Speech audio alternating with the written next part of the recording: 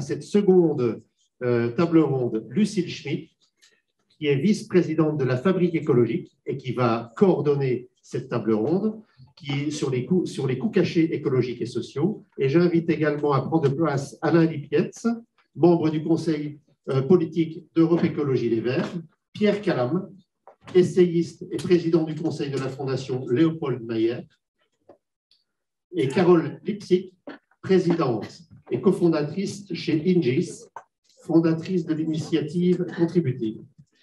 Voilà.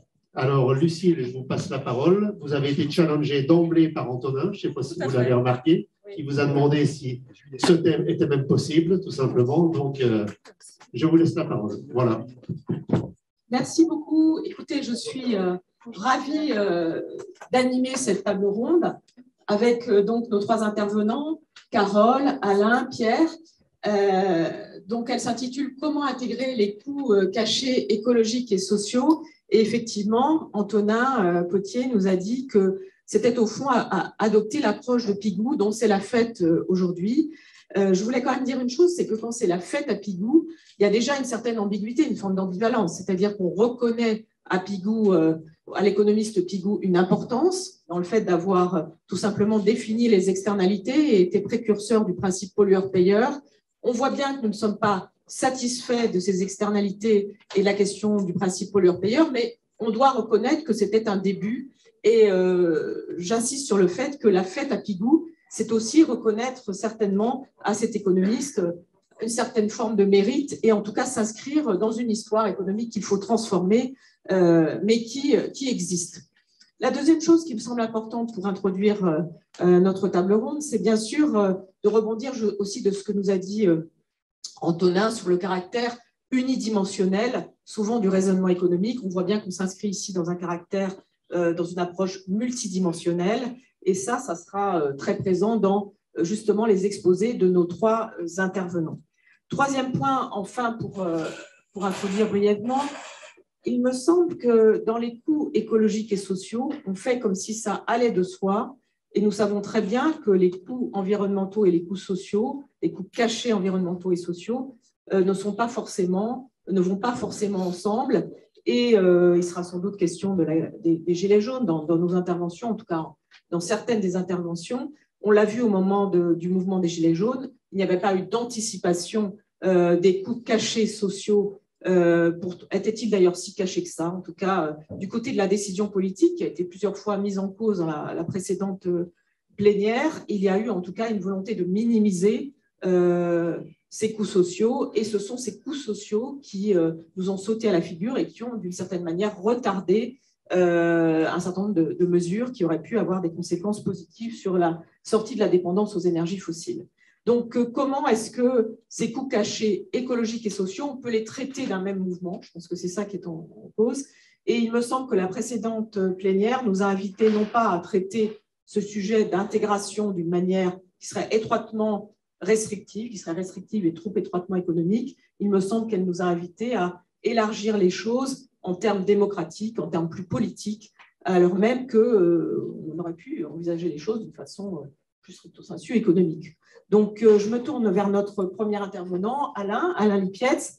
Je ne sais pas s'il faut présenter Alain Lipietz, mais en tout cas, je vais essayer de le dire en 3 mots, et c'est très difficile. Donc, Alain, membre fondateur des Verts français, économiste, tu as longtemps travaillé au Plan, notamment. Tu as été membre du Conseil d'analyse économique de Lionel Jospin, et déjà, tu y as réfléchi aux écotaxes.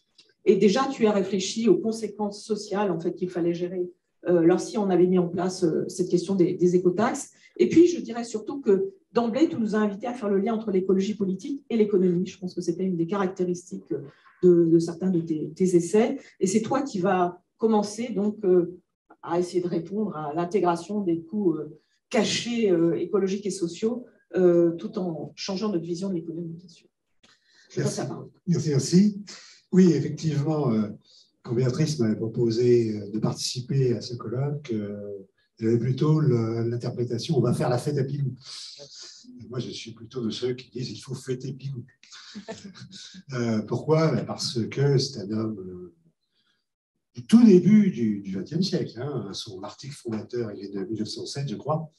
Et à l'époque, le capitalisme était totalement libéral, il commençait à y avoir quelques lois sociales, quelques lois d'ailleurs héritées de l'ancien régime, Napoléon III, de protection du patrimoine, comme on dit, hein, que ce soit Notre-Dame de Paris ou la forêt de Fontainebleau.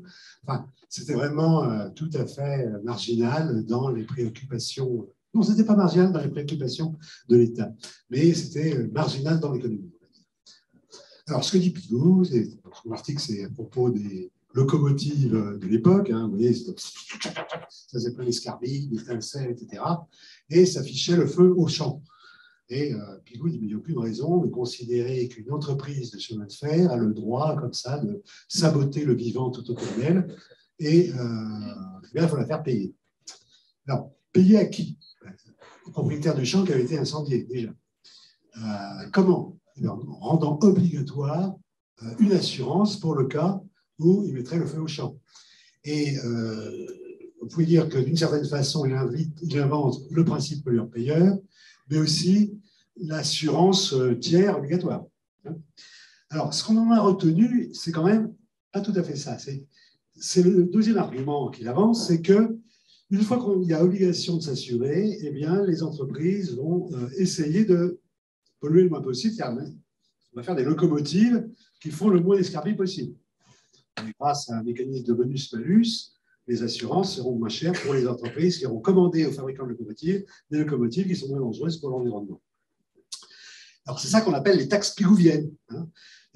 L'idée, le premier dividende, si vous voulez, de l'institution des taxes, cette forme d'écotaxe, qui prend la forme d'une assurance tout risque, en l'occurrence, c'est quand même d'être une incitation à prendre des mesures en amont pour éviter de polluer. Le deuxième dividende, c'est on dégage de l'argent qui va servir, dans ce cas-là, à indemniser. Alors ça, c'est l'aspect « je fête Pigou ». Alors maintenant, il faut faire la fête à Pigou. On va lui faire sa fête. Vraiment, alors à ce moment-là, il suffit de payer, on a le droit de saboter l'environnement librement, surtout quand, par le biais du ticket de transport, vous pouvez reporter sur le consommateur le fait que vous n'avez pris aucune précaution. Bon. Évidemment, le cas des locomotives est tout à fait spécifique, puisqu'on peut identifier le dommage. Donc le coût externe n'est pas très caché. Hein. Voilà, quand ça tombe, ça se voit. Hein. On peut l'indemniser. Et puis surtout, il n'est pas très grave. Enfin, s'il y a un champ qui brûle, bon, ma foi, il y a un tas de champs qui ne sont pas à côté des locomotives. Et ce n'est pas comme la guerre en Ukraine. Hein. Ça ne va pas provoquer la famine dans le monde si quelques champs brûlent quand on passe les locomotives. Bon, donc, c'est très spécifique comme situation, hein, très encadré, le coût n'est pas très caché, on voit qui est indemnisé, on peut réparer au sens double du mot réparer dans le droit. Hein, on répare l'esclavage, on répare la Shoah pour les quelques survivants, et puis on répare aussi hein, en indemnisant le paysan. Et on connaît le prix, hein, c'est le prix d'une récolte qui aurait dû avoir lieu.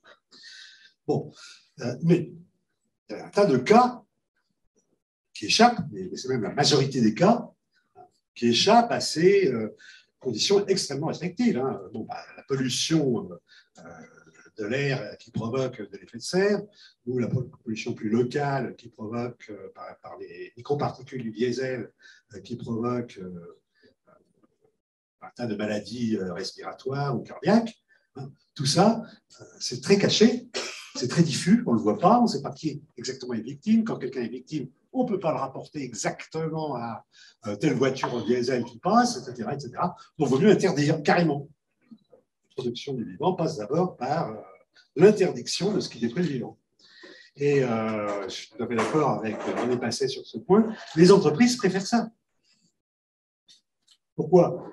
Parce que tout simplement, si vous pensez par des méthodes incitatives, chacun se dit, voilà, ça va me coûter de l'argent, je suis incité à le faire, mais si les autres ne le font pas, peut-être que finalement j'y perds. Enfin bon, il y a toute une série, et même individuellement, chacun se dit, pourquoi est-ce que je ferais attention à ne pas polluer la planète, enfin à ne pas faire d'effet de serre, par exemple, quand on est 7 milliards, 8 milliards bientôt d'individus, dont je peux soupçonner tous les autres de s'en ficher complètement. Donc voilà, il vaut mieux des règles. Et pour les entreprises, pareil, il vaut mieux des règles. Alors, pareil, et bien évidemment, quand on sait dire le dommage est irréversible, irréparable, dangereux, etc., on met des règles. Il est interdit de déverser l'arsenic dans les rivières. Bon, Alors, bon, il y a aussi un tas de petites interdictions. Interdiction de stationner devant une belle église romane gothique, hein, protéger l'environnement minéral, mais œuvre humaine. Comment est-ce qu'on punit les gens qui n'obéissent pas aux règles? Alors, on peut les mettre en prison quand c'est vraiment très grave, c'est dit dans hier. Hein. En général, on leur met une amende. Si vous mettez une amende, immédiatement, vous voyez apparaître une transformation de l'internalisation des faits externes, comme on dit, hein, c'est-à-dire l'obligation de respecter l'environnement. Vous voyez, elle se transforme en monnaie. Bon. Immédiatement, l'écotaxe, on l'appelle par son nom, on est marié au pollutaxe, pourquoi? C'est l'écotaxe, tant pis. Vous voyez qu'elle apparaît comme une première forme, l'amende. L'amende, vous voyez tout de suite qu'il y a des gens qui peuvent se payer l'amende et d'autres qui ne peuvent pas se payer l'amende. Si vous êtes très riche, vous vous garez n'importe comment. Oh tiens, j'ai un papillon, opéra, et puis la barbe. Voilà, vous êtes pressé, vous vous garez n'importe où et vous pouvez payer si vous avez de l'argent. Ça, c'est un des problèmes qu'on va voir tout de suite. Hein, à la fin de mon petit exposé, c'est la question, si vous avez de l'argent, vous pouvez vous payer la destruction de l'environnement. Donc, l'écotaxe ne fait rien contre ça. À quoi sert l'amende? Premier dividende, à protéger, on l'a dit. Hein. On essaie de ne pas polluer, on essaie de protéger les monuments historiques, etc., etc. Donc, premier dividende, c'est toujours la protection de l'environnement. Deuxième dividende, il y a de l'argent versé. À qui? Et pourquoi faire? Alors, à qui? En général, c'est à l'État. Les amendes sont payées à l'État. Alors, les écotaxes sont payées à l'État. Donc, il y a plusieurs solutions, il y a plusieurs usages possibles de l'écotaxe qui donnent au moins 3 conceptions de l'écotaxe. Mais avant, quelques précisions sur l'interdiction. L'interdiction peut être totale, et on n'a pas le droit de renverser de l'arsenic dans la rivière. Elle peut être aussi limitée. Pourquoi? Poser des limites. Pourquoi? Parce que vivre, c'est polluer. Qu'est-ce que c'est qu'un être vivant? C'est une petite machine thermodynamique, dissipative, comme on dit chez les thermodynamiciens, qui organise l'inerte autour de soi pour en faire quelque chose d'organisé, mais en rejetant on dit la négantropie dans la nature, dans l'environnement. Hein, c'est-à-dire qu'on prend de l'inorganisé, on fait de l'organisé, mais on rejette de quelque chose d'encore plus inorganisé. Par exemple, une mine de charbon va chercher quelque chose qui est...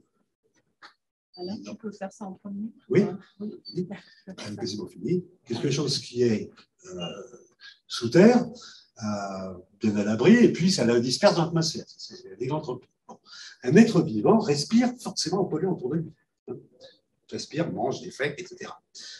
Donc, on fait des limites. Alors, il y a plusieurs formes de limites. Limites au fur et à mesure que vous consommez, ça c'est les normes. Hein. Et puis, des limites sur le total de ce que vous polluez, c'est ce qu'on appelle le quota. L'écotaxe, elle essaie de jouer avec tout ça. Alors, elle peut être soit pour réparer, dans même chose que chez Pigou, hein. Bon, par exemple, les écotaxes qui alimentent les agences de bassin, on pollue l'eau, on se lave, on pollue l'eau. Hein. Eh bien, il y a des machines pour dépolluer l'eau, et l'écotaxe est fait pour payer ces machines, le fonctionnement de ces machines. Deuxième conception, alors c'est là carrément pigouvienne, hein, non, pas tout à fait. Si vous avez affaire à des quotas, là, vous pouvez remplacer les quotas par une taxe. Vous pouvez déjà revendre vos quotas, eh bien, vous payez les quotas à l'unité. Hein. Une taxe sur l'essence, vous faites au détail ce que vous achetez en gros, ce que vous faites en gros quand vous achetez un quota. Et puis la troisième chose, c'est quand même la taxe pigouvienne, ça sert à dissuader. Alors évidemment, la critique fondamentale contre ça, c'est que partant du principe que vivre, c'est polluer, on autorise forcément peut-être trop de pollution. Si les quotas sont trop basses, si les quotas distribués sont trop nombreux, etc., vous allez au-delà, vous détruisez le premier avantage, le premier dividende. Deuxième problème, vous prélevez de l'argent. Or, les gens n'ont pas la même quantité d'argent. Quand vous avez fait mon rapport évoqué par Lucille sur les écotaxes par Lionel Jospin, dans le cadre du Conseil d'analyse économique, je disais, attention, si on augmente les écotaxes pour interdire progressivement, pour dissuader l'achat des voitures diesel, il faut le redistribuer à ceux qui ne peuvent pas faire autrement. Et le mouvement des Gilets jaunes, justement, ça a été un mouvement de révolte de ceux qui ne pouvaient pas faire autrement, typiquement les Gilets jaunes, c'est-à-dire les infirmières à domicile, les aides-soignantes, etc., qui vont faire 70 km dans la journée pour aller faire 3 piqûres à 3 endroits du canton, surtout à la campagne. Et si on ne prévoit pas qu'il faut indemniser avec une partie de l'écotaxe ceux qui ne peuvent pas faire autrement, eh bien, on a une révolte. Voilà, et je termine là-dessus, en disant quand même que, à part les mesures administratives comme interdiction, et à part les mesures économiques comme l'amende, l'écotaxe, etc., la question de la culture et des mentalités, ce qu'on va appeler l'éthique, est fondamentale. Et c'est peut-être une critique que je ferai à Jarre tout à l'heure. On ne responsabilisera jamais assez les citoyens. Alors qu'on responsabilise les citoyens qui en peuvent mais, alors qu'on ne responsabilise pas ceux qui ont tout pouvoir, ça c'est scandaleux. Mais ce n'est pas au moment où on essaie de responsabiliser les gens pour la sauvegarde de la planète et de leur propre vie. C'est pas seulement la fin du mois, c'est leur propre vie qu'on essaie de sauver. C'est pas à ce moment-là qu'il faut se rendre compte qu'il y a des inégalités dans la société. Il faut d'abord combattre les inégalités par d'autres moyens que l'écotaxe, qui ne peut absolument pas s'en occuper, mais par des aides, par des lois sociales. Et je terminerai là. Merci beaucoup, Alain. Merci. Je vais maintenant passer la parole à Carole Lipsic, qui est fondatrice, présidente d'NJS, qui, grâce à une plateforme, fait apparaître en fait le capital immatériel, aide les entreprises à faire apparaître leur capital immatériel. Et surtout, Carole, vous avez réalisé en 2021 une première enquête sur l'activité contributive. Et vous allez nous expliquer exactement ce que vous entendez par activité contributive. Mais je précise que, puisqu'on parlait d'ordre de grandeur tout à l'heure, pour vous, c'est quelque chose de massif, puisque vous évaluez l'importance de l'activité contributive à 68% du PIB, et que votre but, c'est en fait de faire apparaître des activités qui aujourd'hui sont invisibilisées. Je pense que c'est très important, cette question de occulter, invisibiliser. Tout à l'heure, on a parlé de la façon dont l'économie, au fond, fait confiance, l'économie classique, fait confiance à la main invisible pour articuler un projet de société. Vous, au fond, vous faites le pari inverse. Vous voulez rendre visibles des choses qui sont occultées et nous permettre ainsi peut-être justement de discuter du projet de société que nous souhaitons. Merci beaucoup pour cette introduction. Je voudrais juste souligner que je suis plus là en tant que fondatrice de l'initiative contributive, qui est un collectif citoyen qui s'intéresse à faire connaître l'importance vitale de l'activité contributive. Alors, on a entendu avec Alain, normalement, on pense aux coûts sociaux en termes de pertes et de dégâts. Eh bien, je viens proposer une interprétation plus large du coût social qui ne s'intéresse pas seulement aux effets de la production sur l'environnement et sur les personnes, mais aussi à ses prérequis, tous ces apports individuels que nous faisons, qui sont tenus comme allant de soi et qui permettent non seulement au monde de tourner, mais aussi à la production de s'effectuer. Et cet apport, c'est ce que j'appelle l'activité contributive. Alors, l'activité contributive désigne l'ensemble de nos actes et engagements du quotidien qui permettent à la société de fonctionner et qui n'entrent pas dans le cycle lucratif. Ils sont gratuits, comme tous les actes nécessaires de la sphère domestique, mais aussi comme cette activité extrêmement chronophage que nous faisons tous dans le monde des médias numériques. Et parfois, ils ne sont pas vraiment gratuits, mais ils n'ont pas de modèle économique viable, comme l'activité de certains artistes, chercheurs, agriculteurs, ou bien de certains acteurs de la transition et de la justice sociale. Alors, je vais vous donner quelques exemples de contributeurs. Le contributeur, et c'est des contributeurs que nous avons rencontrés avec l'initiative contributive et cette enquête. C'est par exemple Doris qui faisait des masques quand on n'en avait pas et qu'on en avait besoin. C'est Géraud, bénévole actif dans un club sportif. C'est Aurélie qui a arrêté de travailler pour s'occuper de son enfant autiste. C'est Brice qui fait du logiciel libre. Alain, syndic bénévole de son immeuble. Séverine et Jim qui ont ouvert un restaurant inclusif qui est aussi un tiers-lieu et qui n'ont jamais pu se verser de salaire. C'est Pauline qui est un auteur reconnu, étudiant en faculté, qui publie tous les ans et qui n'arrive pas à toucher un SMIC. Donc l'activité contributive, c'est donc non seulement tout ce qui nous permet de faire société, démocratie et culture ensemble, mais c'est aussi ce qui permet aux personnes d'être en capacité de participer au cycle de production lucratif. Alors, je peux emprunter une expression au socio-économiste que vous n'avez pas encore cité, Roger Su, qui est membre de l'initiative contributive également, et dire que l'activité contributive est l'activité qui permet de produire l'activité productive. Alors, je vais m'arrêter un instant à cette idée. On a parfois appelé cette activité qui nous permet d'être en capacité d'aller produire le travail de reproduction. Et c'est très réducteur, parce que ça donne l'impression que cette activité est une activité quasi physiologique, ce qu'elle n'est pas. Faire à manger, ce n'est pas manger. D'ailleurs, si je ne fais pas à manger, quelqu'un doit le faire à ma place, quitte à être payé. Donc, il y a comme ça quelques critères qui permettent de définir ce qui est d'activité contributive et ce qui n'en est pas. Je vais un peu les simplifier pour vous les donner. Est-ce que cette action est utile à un autre que moi ou à l'environnement? Est-ce que je suis payée pour la faire? Et si je suis payée, est-ce que je gagne moins que le SMIC? Est-ce que j'ai une protection sociale? Ne serait-ce qu'un temps de repos obligatoire? Parce que Aurélie, dont je vous ai parlé, elle n'a pas de temps de repos obligatoire, ni même permis. Et si elle n'est utile qu'à moi-même, est-ce qu'elle est optionnelle? Si elle n'est pas optionnelle, est-ce que je peux la déléguer? Alors, ces critères, ils ont été définis suite justement à cette grande opération de recherche citoyenne, l'enquête contributive, que nous avons menée en 2021 avec l'initiative contributive, qui est ce collectif citoyen que j'ai fondé. Donc, l'enquête contributive avait pour but de mieux comprendre et définir l'activité contributive, mais avec ses acteurs, et puis de les écouter, de comprendre leurs besoins et leurs difficultés, de cerner les frontières entre l'activité contributive, le travail et le loisir, et puis aussi de tester une plateforme et un process de valorisation de l'activité contributive. Cette enquête a réuni 250 contributeurs et une soixantaine d'experts dans une quinzaine d'ateliers, 13 auditions et 3 groupes de travail, dont un groupe de travail économique et juridique encadré par des personnalités vraiment expertes et éminentes. À l'issue de cette enquête, nous avons proclamé la première déclaration des droits du contributeur que vous pouvez lire et signer sur le site contributif.org. J'en ai aussi un exemplaire sur moi que je pourrais vous montrer.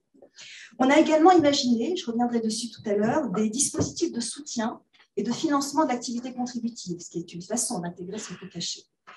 Et on est en train de négocier pour essayer de les expérimenter dans les territoires. Territoire, le maillon essentiel de la transformation, Pierre.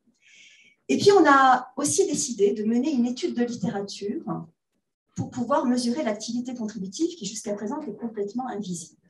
Alors, quels sont les résultats de cette étude? Eh bien, nous consacrons chacun, en France, en moyenne, 1408 heures par an à l'activité contributive. Et c'est à peu près l'équivalent de 3 journées de travail par semaine. C'est autant que 87% du temps que nous consacrons au travail. Et si on valorise ces heures selon la méthode traditionnelle du coût de remplacement, c'est-à-dire combien coûteraient ces heures si on devait les payer, on arrive au total en France à 1557 milliards d'euros, soit 68% du PIB. Et on est prudentiel dans ces calculs. L'étude peut être téléchargée sur le site aussi. Alors très concrètement, ça veut dire qu'en France, 1557 milliards d'euros, c'est la valeur de l'apport social contributif à l'économie. Toute l'économie, pas l'économie contributive, toute l'économie. Ou encore qu'il faut 1557 milliards d'euros d'activités contributives gratuites ou quasi gratuites pour produire les 2300 milliards de PIB. Bon, évidemment, on ne demande pas la rémunération de ces 1557 milliards d'euros. Vous imaginez bien qu'on n'y arriverait pas. Mais ces chiffres montrent qu'il n'y a pas d'économie productive ni de profit privé sans l'apport de tous et de chacun.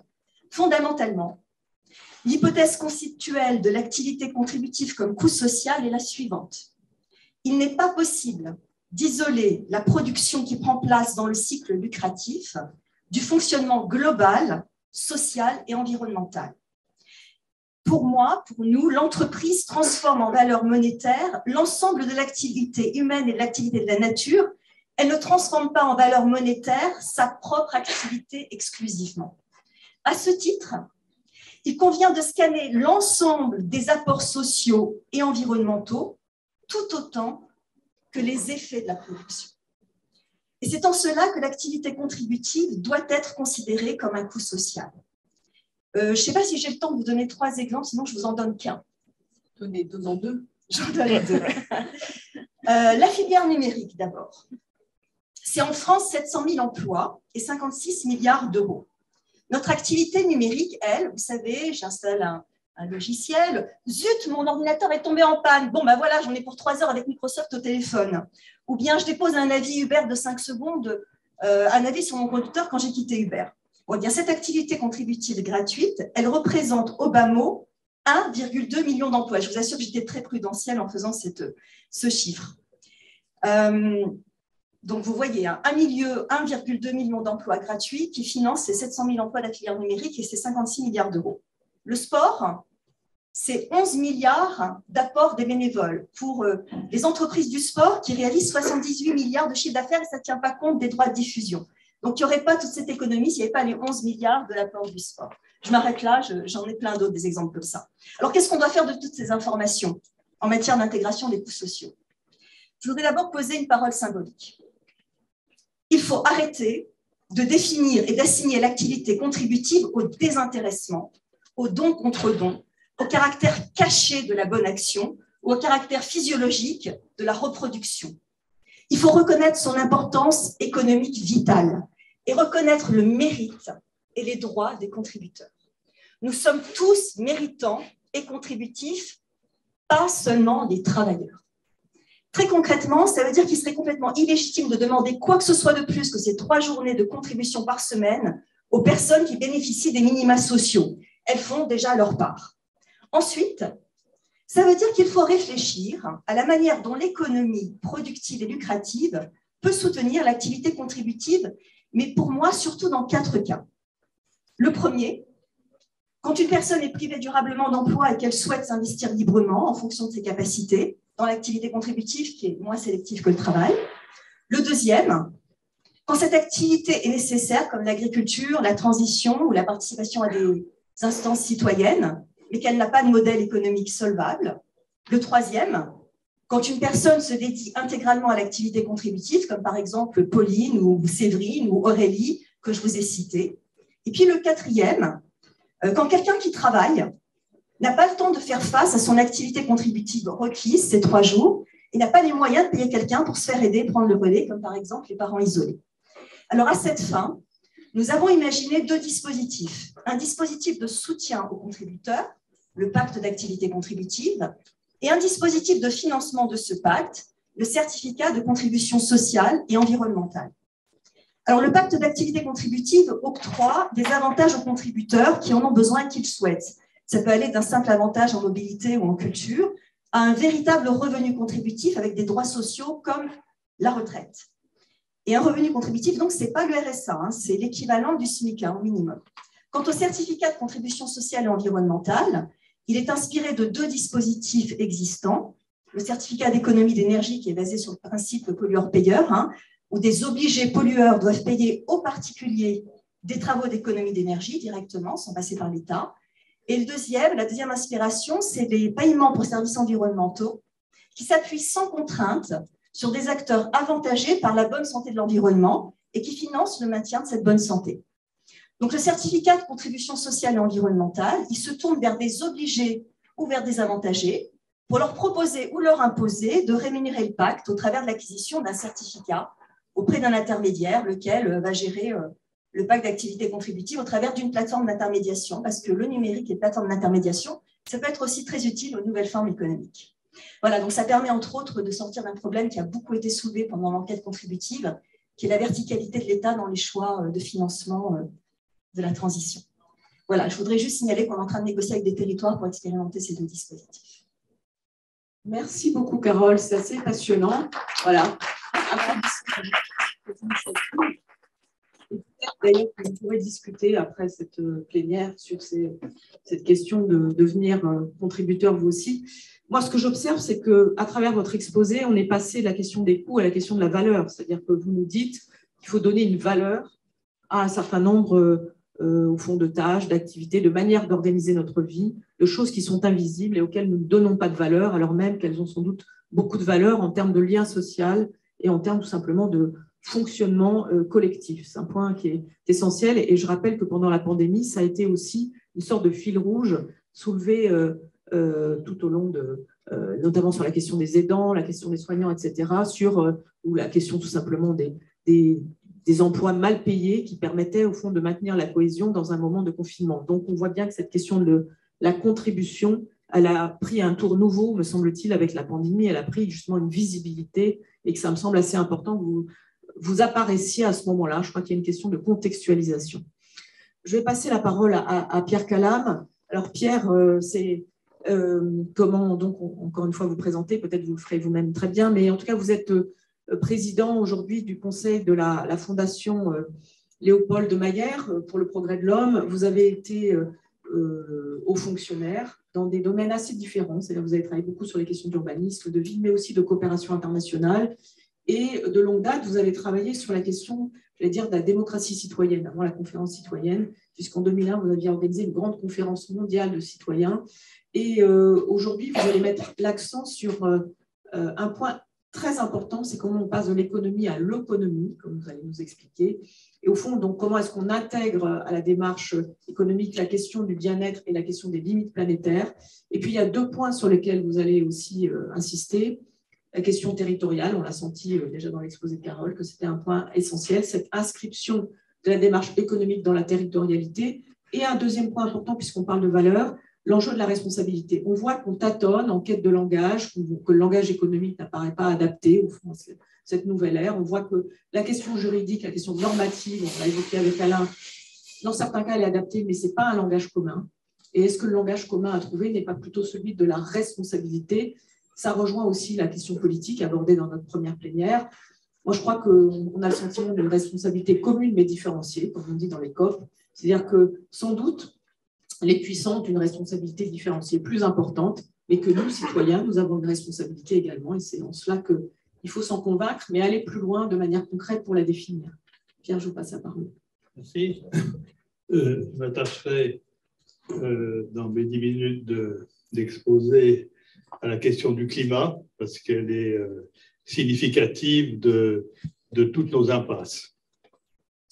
Alors, le premier constat qui a été dressé tout à l'heure, c'est que depuis 1990, depuis qu'on glose sur la manière dont on va dans le mur, l'empreinte écologique moyenne des Français n'a pas changé d'un iota. Et donc, chaque année qui passe, on explique que non, on n'a rien fait, mais qu'on approche du mur et qu'est-ce que ça va être énergie, ce qu'on va faire. Ce qui illustre tout simplement le fait que si on ne change pas de méthode, radicalement, on est sûr d'être dans le mur. Deuxième observation, c'est que quand on lève le nez du guidon, quand on se met à regarder les choses de haut, le paysage s'éclaire.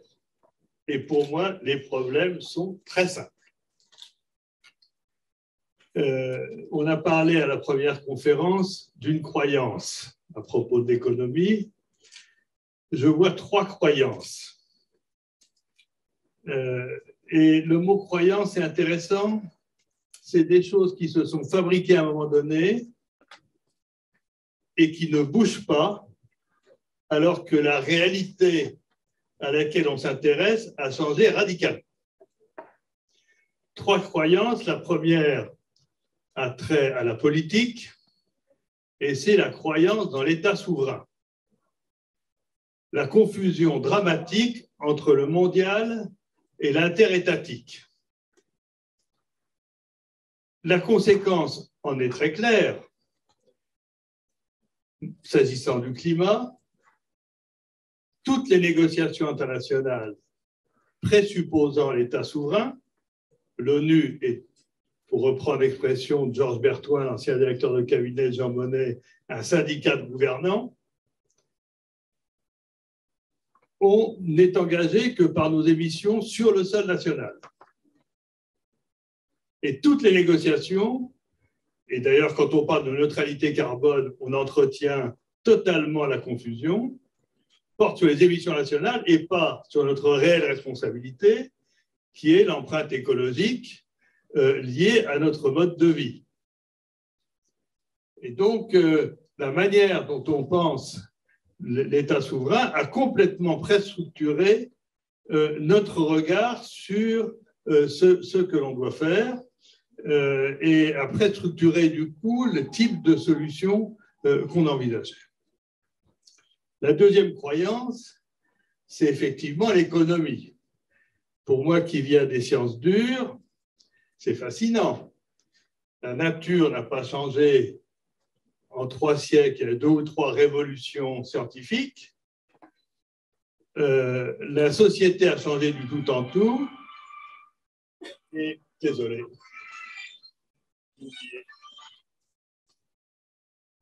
Désolé. Et les prémices de l'économie n'ont pas changé d'iota. Donc, on a clairement face à une croyance, et depuis 30 ans, on se livre à la pensée magique en fabriquant des oxymores. Alors, ça s'appelle économie écologique, ça s'appelle développement durable, ça s'appelle croissance verte. On juxtapose 2 termes contradictoires, et parce qu'on les a juxtaposés, on pense que la contradiction est résolue. C'est la définition même de la pensée magique. Et puis, la 3e croyance, c'est la croyance juridique. La définition qu'on donne de la responsabilité faisait parfaitement sens quand ce qu'on traitait, c'était la question de ta responsabilité si ton taureau a encorné la vache du voisin. Et on continue cette pensée sur la responsabilité au moment où on est en train de détruire la planète. Donc, il y a 6 caractéristiques actuelles de la responsabilité qui sont dans la croyance. La responsabilité est engagée si j'ai un acte subjectif, c'est-à-dire l'intention de nuire. C'est une responsabilité limitée. C'est une responsabilité individuelle, c'est une responsabilité qui porte sur les actes du passé. C'est une responsabilité qui ne concerne que les autres êtres humains, à l'exclusion du vivant. Le vivant est en droit pratiquement un res nullius, quelque chose qui n'existe pas, qui est en dehors de la communauté des êtres humains, qui est la seule communauté qui compte. Et enfin, c'est une responsabilité qui porte sur les moyens et pas sur les résultats. Donc, toutes choses qui avaient un sens il y a 3 siècles, qui n'ont strictement plus aucun sens maintenant. Alors, du coup, les réponses, le changement de méthode, c'est évidemment de sortir de ces 3 croyances. La première, évidemment, c'est de reconnaître que notre impact est mondial. Et donc, pour moi, par rapport au climat, la traçabilité de notre empreinte écologique est une question incontournable. Elle n'est difficile que parce qu'il n'y a aucune obligation de la mesurer. Mais je fais toujours le parallèle avec la TVA. Il était plus compliqué de mesurer la valeur ajoutée tout le long d'une filière que de mesurer les émissions de gaz à effet de serre tout le long d'une filière. C'est devenu simple de mesurer la valeur ajoutée parce qu'il y a une taxe à la valeur ajoutée et pas il y a une taxe parce que c'était simple. Donc, c'est exactement le même problème pour la traçabilité. Il ne faut pas inverser les termes des choses.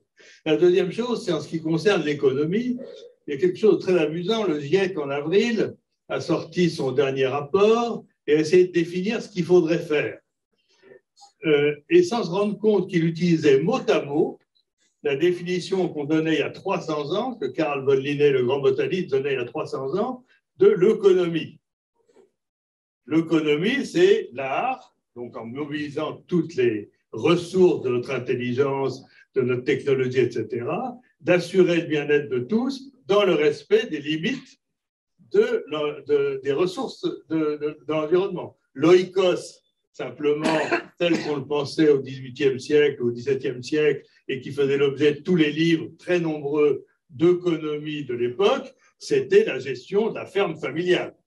Maintenant, c'est la gestion de la planète. Notre oikos, Gorbatchev l'a fort bien dit dans son fameux discours de 88 aux Nations Unies, notre oikos, notre foyer commun, c'est aujourd'hui la planète. Donc, l'objet central, pas besoin de faire des périphrases, l'objet central, c'est le grand retour à l'économie.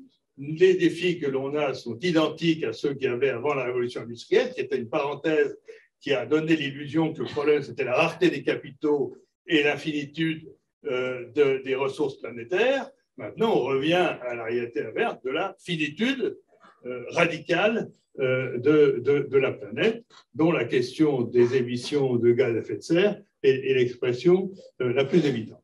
Et puis, troisièmement, il faut engager une métamorphose de la responsabilité pour en reviser les différentes dimensions et construire progressivement du droit européen avec une charte européenne des responsabilités humaines qui soit le pendant de la Charte des droits, alors qu'on entretient aujourd'hui l'illusion que la responsabilité se traite à travers la concurrence entre les droits, à tel point que pour intégrer le vivant dans le droit, on essaie de lui donner un statut juridique.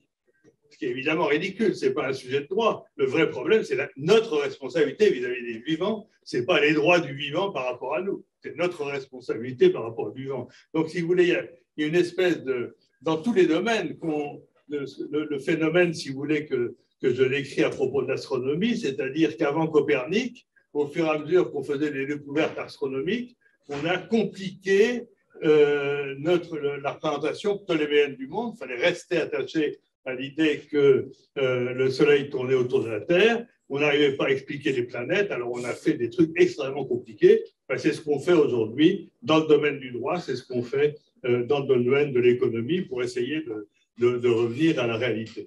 Alors, si on part de l'économie, l'économie d'abord est une branche de la gouvernance. Donc, il faut appliquer à la question de la production et de la consommation les principes généraux de gouvernance. Je n'ai pas le temps de les décrire, je répondrai là-dessus. Ça veut dire concrètement en matière de gestion du climat que le problème central est un problème de limite des émissions et de réduction. On a besoin pour respecter nos engagements internationaux d'une réduction de 6% par an de notre empreinte écologique. Ça s'appelle du rationnement. Ça s'appelle du rationnement. Et donc, le problème central n'est pas du tout d'introduire des coûts cachés, pas cachés, etc. Comme l'a très bien montré Alain, dès lors qu'il y a irréversibilité, la notion des coûts cachés ne veut strictement rien dire. Il s'agit de dire comment on répartit le rationnement et comment on affirme une responsabilité par rapport au rationnement. Donc, ce qu'on a vu l'an dernier dans les assises du climat, c'est qu'il y avait 4 critères qu'il fallait combiner pour avoir une politique sérieuse et arrêter de causer sur le réchauffement climatique en ne faisant rien. Premièrement, il faut prendre en compte la totalité de l'empreinte écologique. C'est une responsabilité vis-à-vis du monde, ce n'est pas une responsabilité par rapport à des émissions nationales. Deuxièmement, il faut une obligation de résultat annuel. Donc, on passe d'une responsabilité en termes de moyens à une responsabilité en termes de résultats. Et donc, un résultat annuel qui soit une obligation vis-à-vis du politique comme vis-à-vis du reste du monde de 6% par an. Troisièmement, il faut la justice sociale. Dès lors qu'il y a rationnement d'un bien rare et indispensable à tous, il y a justice sociale au cœur. Et quatrièmement, il faut un effet de levier pour entraîner l'ensemble des acteurs. La seule solution qui satisfait à ces 4 critères, ce sont des quotas individuels égaux pour tous et négociables, c'est-à-dire que, parce qu'un des principes de légitimité de la gouvernance, c'est le principe de moindre contrainte, c'est-à-dire d'atteindre le bien commun avec le minimum de contraintes sur les uns et les autres. Ce qui est exactement l'inverse, puisqu'on a parlé de la Convention citoyenne tout à l'heure, exactement l'inverse des discours actuels, puisque dans le rapport à la Convention, il y a plus de 200 fois le mot interdiction, plus de 200 fois le mot obligation. Vous comprenez instantanément que c'est strictement infaisable. Donc, il faut que les gens assument leur responsabilité par rapport au quota, que ceux qui font des efforts de frugalité aient le moyen de le valoriser, et très très vite, avec une réduction de 6% par an, le coût de cession deviendra effectivement stratosphérique. Et l'importance des quotas, c'est que ça crée un effet de levier fondamental sur tous les autres acteurs, puisque ça veut dire que les impôts locaux et nationaux comportent leur part de quotas. Et je rappelle que la totalité des émissions, l'empreinte des services publics aujourd'hui, c'est 1,8 tonnes par habitant. Alors qu'on dit qu'en 2050, il faut qu'on soit à 2 tonnes. Ça veut dire que rien que les services publics représentent 80% de où on doit être. Donc, vous comprenez bien que si on n'agit pas sur les services publics, on ne réussira pas. Et de même, l'effet de levier gigantesque de l'entreprise, c'est effectivement qu'il faut qu'ils dépensent des points carbone vis-à-vis de leurs fournisseurs et qu'ils les récupèrent vis-à-vis de leurs clients. Et avec ça ira très très. Et la dernière conséquence, c'est par rapport à ce qui a été évoqué tout à l'heure sur la multidimensionnalité, c'est que ça devient une monnaie à part entière et qu'effectivement, on a besoin d'une monnaie à part entière parce que penser qu'on peut, avec la même monnaie, payer ce qu'il faut développer et payer ce qu'il faut économiser, c'est comme si on avait une voiture avec l'accélérateur et le frein qui a la même pédale, ça ne peut pas marcher. Merci beaucoup, Pierre. Alors, je vais essayer de faire une micro-synthèse de ce que vous avez dit et ensuite, on aura le temps, je pense, de prendre quelques questions. Et voilà, ce qui donnera l'occasion à chacun d'entre vous, évidemment, de reprendre la parole.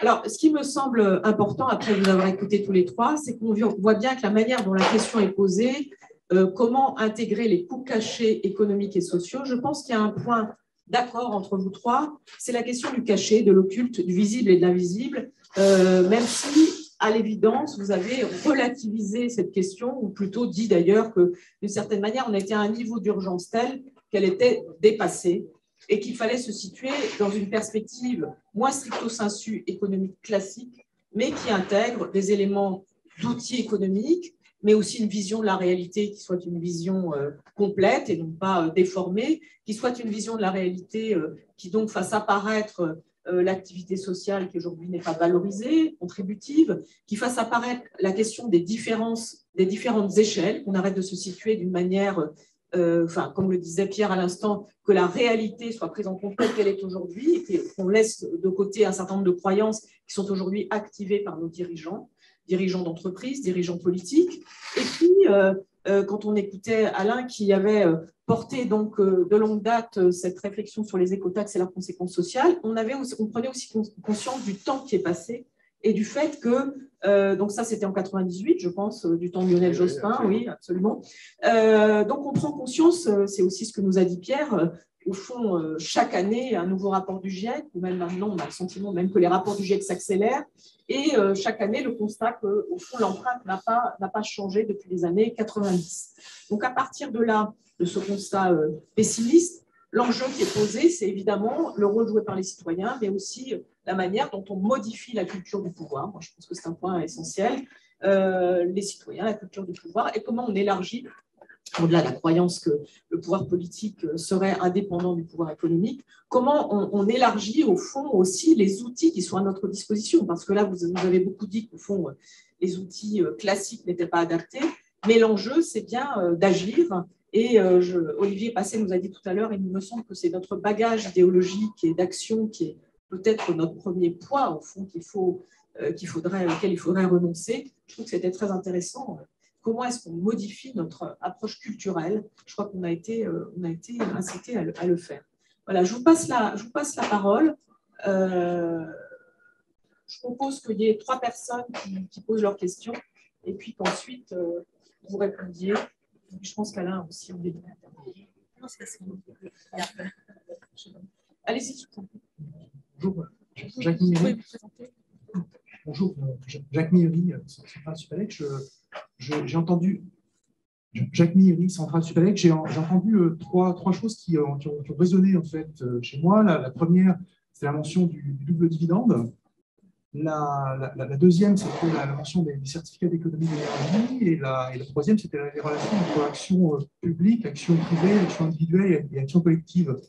Et je me demandais si justement il n'y avait pas une sous-utilisation aujourd'hui des mécanismes de certificat blanc qui justement permettaient à la fois de marier le privé et le public avec des effets qui étaient, on va dire, neutres en ce qui concerne l'effort demandé dans l'organisation de la collectivité publique, mais qui avaient des effets bénéfiques sur les comportements de tous les acteurs et qui permettaient de matérialiser finalement des choses qui étaient au départ des externalités en fonction justement d'objectifs qui pouvaient être des objectifs politiques ensuite sur les formes de société. D'accord, merci beaucoup. On prend 3 questions s'il y en a. Et puis Bonjour, merci. Je m'appelle Chloé. J'ai une question sur la question du contributif, parce qu'effectivement, ça matérialise, ça objective une externalité. En revanche, elle apparaît que positive, telle que vous l'avez décrite. alors que finalement, lorsqu'on contribue, entre guillemets, par exemple, au numérique, on se fait manipuler par les barbares, comme diraient certains, et au service de quoi? Et au service de quelle dégradation à la fois sociale, environnementale, territoriale. Et donc, comment distinguer la contribution positive et négative, comment la valoriser et comment la réglementer, autrement dit par quota ou par écotaxe que c'est, mais ne faut-il pas voir les deux côtés de la pièce? Je ne sais pas s'il y a une troisième question.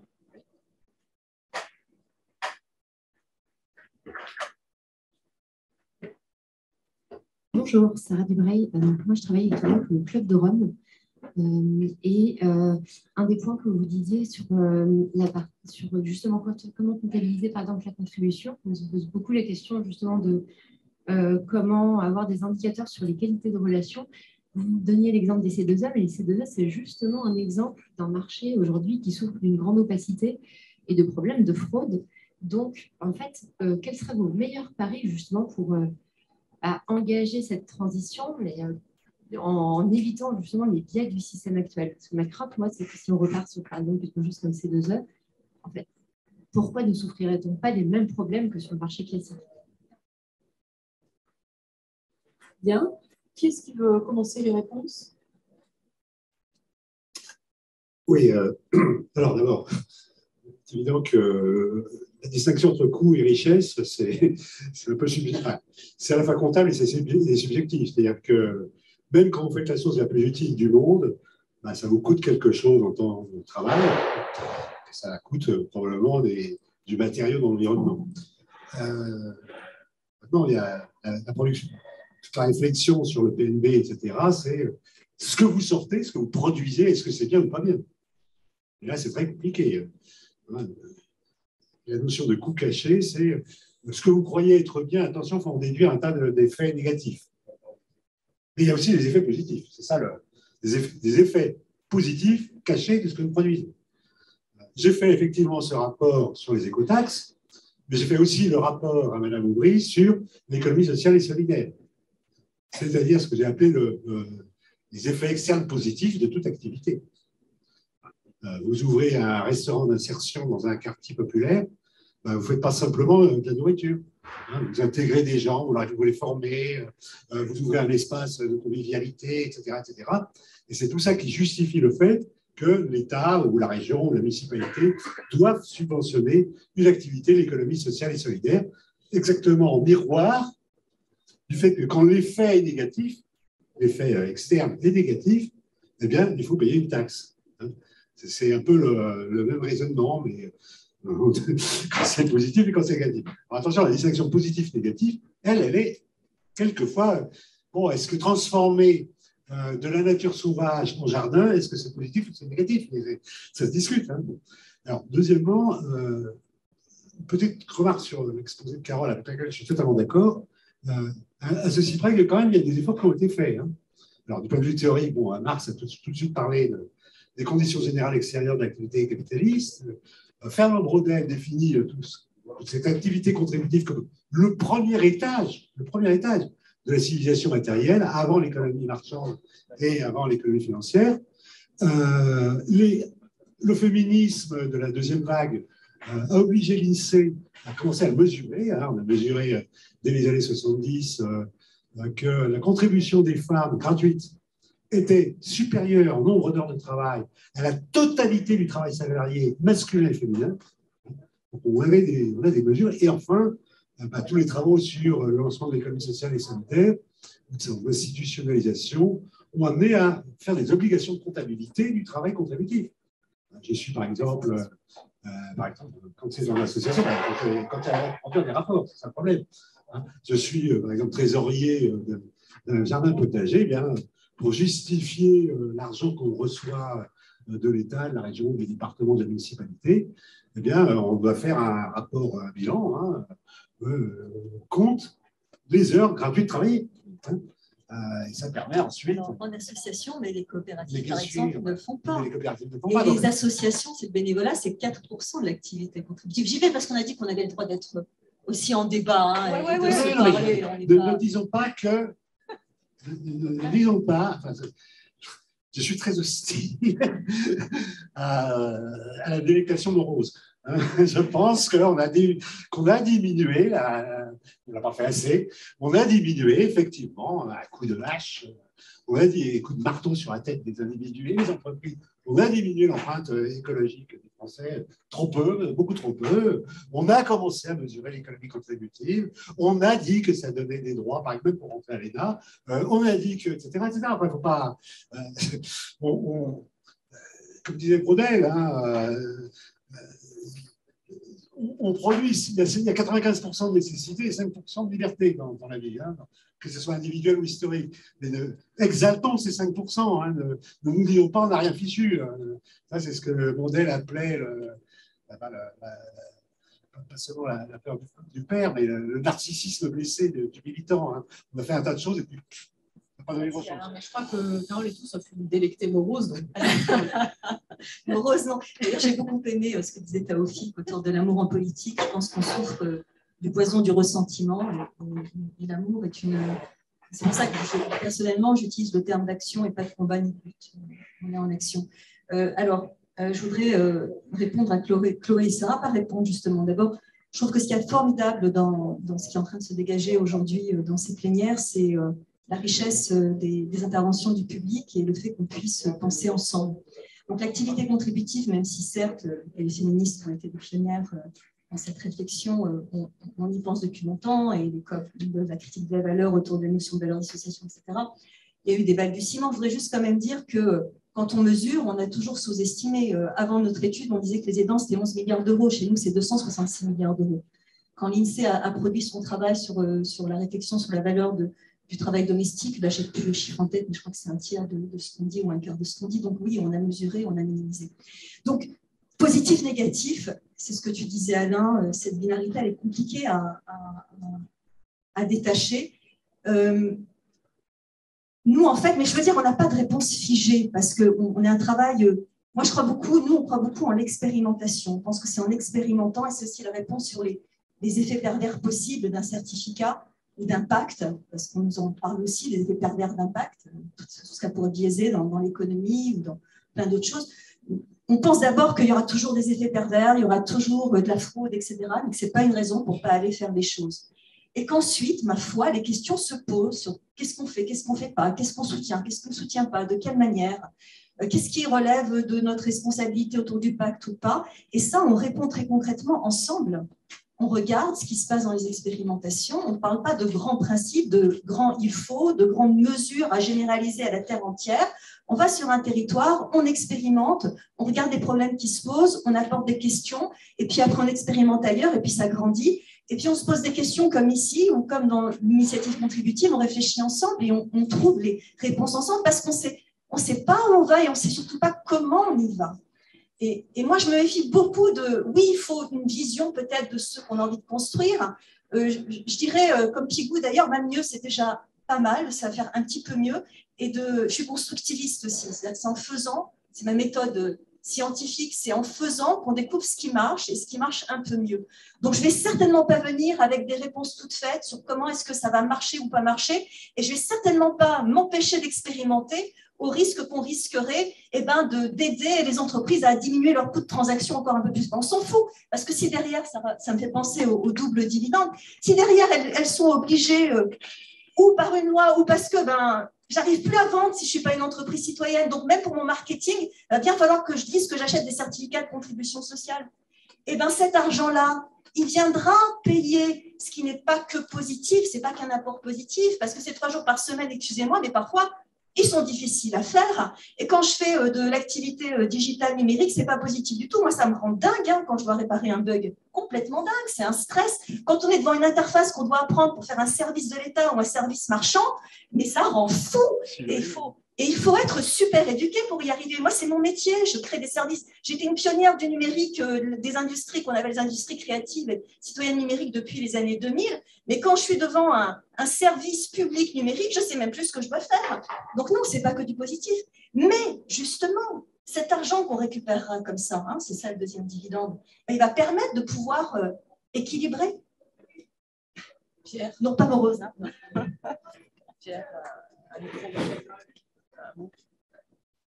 c'est pas... Non, rien de particulier. Non, d'accord.